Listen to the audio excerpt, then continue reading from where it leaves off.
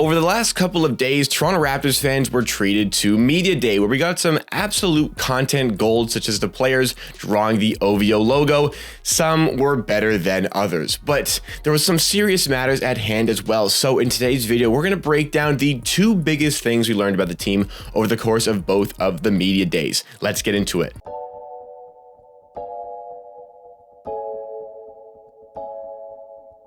Welcome NBA and Raptors fans to Amateur Hour Sports. This is the channel where you get NBA content with a focus on the Toronto Raptors. We do Raptors news, Raptors mock trades, analysis, and so much more. So if you like what you see from today's video and you want more of myself talking about the NBA and the Raptors in videos and content just like this, make sure you subscribe to this channel. We are on our road to 7,000 subscribers. We want to hit 10,000 by the end of 2021, and you can help us get there by subscribing to the channel. 4 videos a week, Monday, Wednesday, Friday, Saturday. Lots of Raptors content for you to enjoy. Do not miss a thing. But let's get down to business for today's video, talking about what we learned from Media Day. And there's 2 points in particular that I am extremely interested in. The second one is what we are seriously not noticing about this Toronto Raptors team. So make sure you are sticking around for that other point. But over the course of Media Day, we were treated to lots of things. Some serious matters like the press interviewing the players, talking about their offseason for players like Siakam, talking about their rehab. We interviewed Bobby Webster and Nick Nurse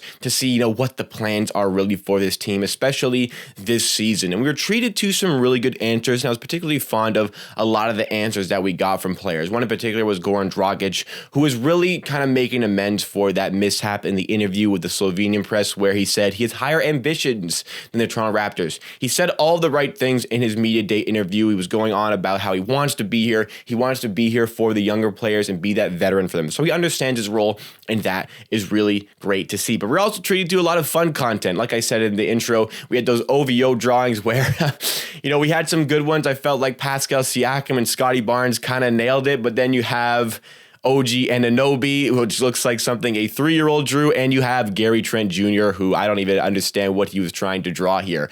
But there were, again, those serious matters at hand. And a lot of the questions were concerning, firstly, how the Raptors expect to do this season. Coming off of that season in Tampa Bay, we try to forget this season, but it doesn't escape us because we have to continue to talk about it, where they went 27-45. They were awful. They had the 7th worst record in the NBA. They ended up tanking near the end of the season, which ultimately got us our man Scotty Barnes, so maybe it all worked out in the end. But we obviously felt like we needed to be in the playoffs last season, especially at the start of the season. I myself was saying this team is going to be probably a 4 or 5 seed, and we just completely fell apart after the little mini outbreak within the team, and all of a sudden, here we are now with the lack of expectations going into this season. Now, I myself have said multiple times on this show that this Raptors team is going into the season with a lack of expectations. It's going to be a vibe season. Let's go out there and do what we can. This Raptors team can finish as a 5 seed or a 6 seed, but they can also finish as like a 12 or 13 seed just as easy. So they are a bit of a wild card within this Eastern Conference. But the first thing that we took away from Media Day is that all of the players on this team have this extreme belief in the team. It's not really necessarily about the personal abilities, but everybody here believes that this team has a ton of talent. Bobby Webster and Nick Nurse got it started on Monday with Media Day, talked about how they want to be a winning team again. In particular, Nick Nurse. With Bobby Webster, it wasn't quite, he was just saying, we want to be competitive. This is where we want to be. We want to be a winning team. But Nick Nurse was a lot more straightforward, saying, we want to win right now. And Nick Nurse, who is a guy who has been a winner everywhere he has gone, he's already an NBA champion. This is his 3rd season as an NBA head coach that we're going into.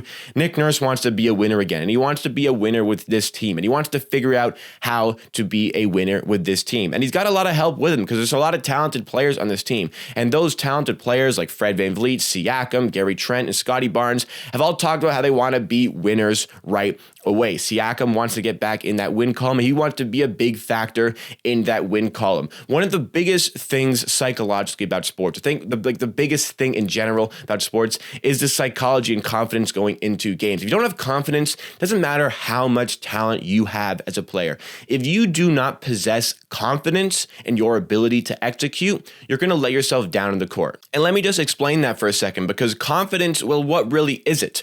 A confident player is one who is on the court executing things that they execute in practice all the time without even thinking about it. Without even thinking about it, it's second nature to you. You are executing what you need to execute on the court.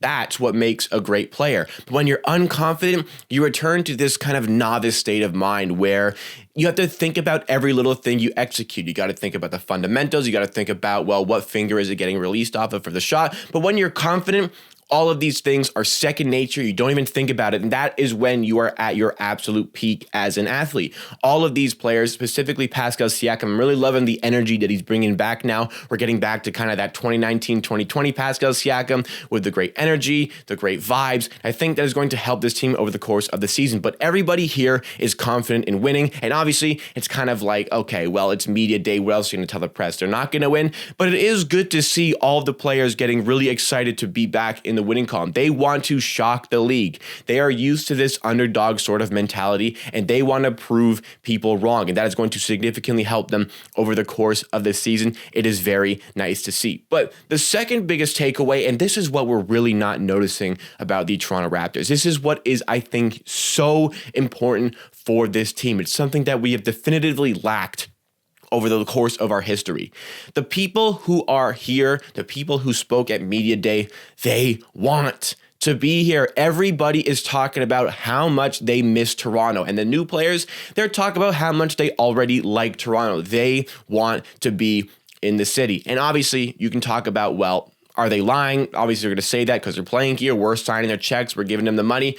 But it really does feel like this group of players wants to be here. We have had such a plagued history of players not wanting to be in Toronto. And I think that is going out the window. Getting people to come to Toronto initially, still a little bit of a struggle. But once the players come here, they understand what it's like to be here and how much they like to be here. All the players who spent like 18 months away from the city are so happy to be back. It's putting them in the right headspace to go out and succeed on the court. And the Toronto Raptors in particular are one of the best home teams in the NBA. So many away team players have been quoted to say how difficult it is to play in the Toronto Raptors arena, the Scotiabank Arena, because the fans are electric and it just elevates the players that little bit more. The Raptors are one of the most successful home teams over the last half decade or so.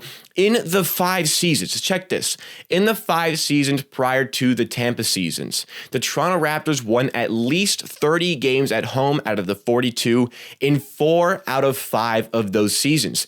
Sorry, just in post-production, got to correct myself here. In 3 of the 5 seasons prior to the Tampa season, the Raptors actually won 30 or more games. In the other one, they won 28. I don't know why I got it wrong during the video, but I did it wrong for the rest of the video, but just correcting that right now. Just understand it for the rest of it. Thanks. Back to the video. The only one they didn't win 30 games, they only had 26. But that was a shortened season because of the virus going around. They only played in 72 games total. They were missing 5 of those home games.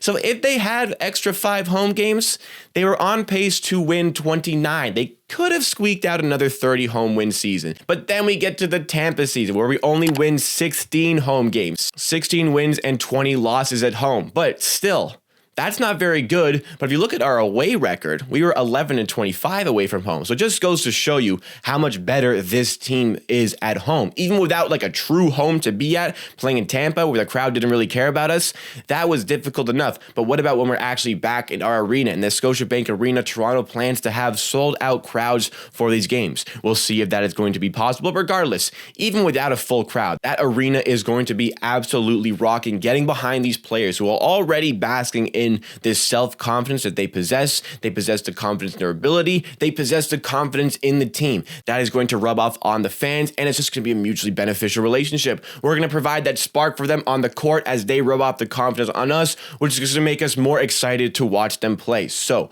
with all of these things considered, the Toronto Raptors, I think, are in for potentially shocking a lot of the NBA. Again, this is a very much a wild card sort of team, a team that can just as easily finish as a 4 or 5 or 6 seed. They can also finish as like a 12 or 13 seed. So this team can finish anywhere. Realistically, the talent on this team is probably projected to finish in, I would believe, a playing position in, I would say, 9, 10, or 11th place in the Eastern Conference. I think that is a bit of a fair assessment of the talent that we currently have on this team. But regardless, the Raptors, over the last decade, in that era of Kyle Lowry, where we made 7 straight playoff appearances, we didn't always have the most talented team on paper. We didn't need the most talented team on paper. We had the work ethic, and the new players coming into this team are already noticing the work ethic, like Precious Achiuwa and Goran Dragic. They are seeing how hard this team is willing to work to be successful. That's the winning DNA that we have in this team, because we have some former NBA champions on this team who know what it takes to get to the highest level possible. So even if they're not the most talented team, they are prepared to shock the NBA with their work ethic and their performances on the court, because paper doesn't win games. Players win games of basketball. And the players that we have right now are in a fantastic mindset. They are oozing with confidence, and they are in the building that a lot of teams don't like to visit. So this is something you're not noticing about the Toronto Raptors, how good they can be at home. Let me know all of your thoughts and opinions on this situation. Did you notice it? I want to hear everything in the comments down below, because that wraps up for me for today. Thank you so much for watching this video. If you're still here, be sure to give this video a like. It really goes a long way to supporting me and supporting the brand. Help us reach some new viewers to bring into the channel to see this amazing Raptors content. You can also check out the links beside me. On the left side of your screen is the button to subscribe to this channel on the road to 7,000 subscribers. On the right side of the screen is our other channels, Amateur Clips, the best clips from our Twitch streams. Also, you could just check out our Twitch streams, the link down below, and Amateur TV, our personal vlog channel where I do some great content. I'm going to a TFC game today, so a vlog will be out tomorrow, a Jays game next week, and there's gonna be plenty of great other content for that vlog channel.